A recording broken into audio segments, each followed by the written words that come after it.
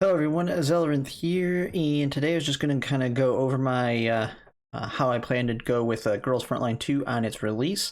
So for the United States, as well as many of the other locations on global, it's going to be releasing December 3rd.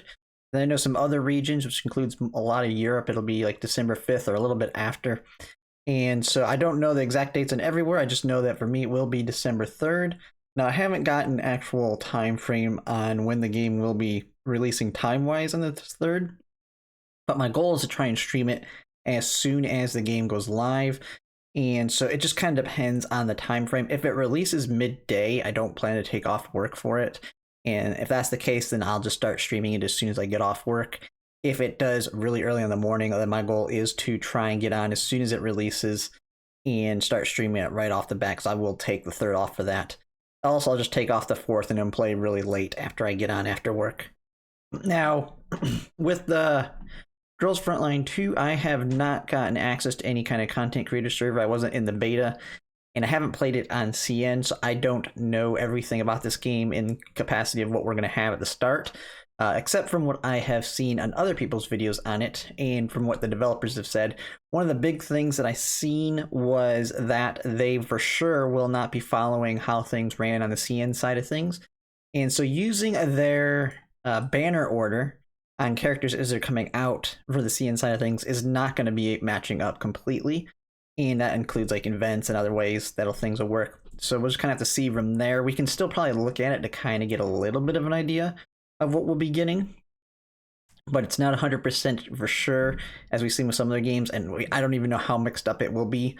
But it does look to be that all the standard units will be available, at least on release. And so I'm going to do another video over the weekend to kind of go over my plans for the release date. Now, I'm not going to be re-rolling on this game. It's kind of the same thing I did with... I originally was going to re-roll on Ash Echoes, and I decided against it. And I just didn't think it would be very interesting for people watching me on stream to kind of re-roll over and over, just trying to min-max that first 10 pull or whatever. And it's going to kind of be the same here. And one of the big things that'll be nice with Girls Frontline is the units. There is a selector every 260 pulls to get a standard unit, and so depending on the way you're going to go with your units, you should be able to get all of them within. I think they said you should be able to get one selector about every couple months or few months based on the amount of pulls we're getting, and so you'll eventually have all the standards anyway. But the main one I will be targeting is going to be Kwangju, and I'll go more into detail on her in the weekend. But she is still a meta player, even to this day, in CN side of things, even though she's a standard. And she is one that you will, I mean, if you're wanting to go over that meta level play, that you're going to want to get dupes for the end game type content. I'll kind of go more into her in the end game, but she is the one I am targeting, but I will eventually get all of the standards because they all work in some capacity with certain teams. And so we'll just kind of have to see where... what I get in the beginning, and then we'll kind of just build around them, because even the 4-stars in this game are all really good at the beginning, so there's no issue on what I get. So we'll just kind of have to see from there. And what it does is this is going to set me up for having the ability to make content pretty easily on a weekly basis for all the games that I'm playing, because now I'm going to be including Honkai Star Rail. I'll have that, Girls Frontline, Sword of Convalia, and Ash Echoes kind of being the main ones. I might try and mix in a little bit of Zenless Zone Zero. I will say I'm not very good at the action combat in that game yet, but with my Abbey coming up, maybe I will be a little bit better having a full good team for doing some of the content there.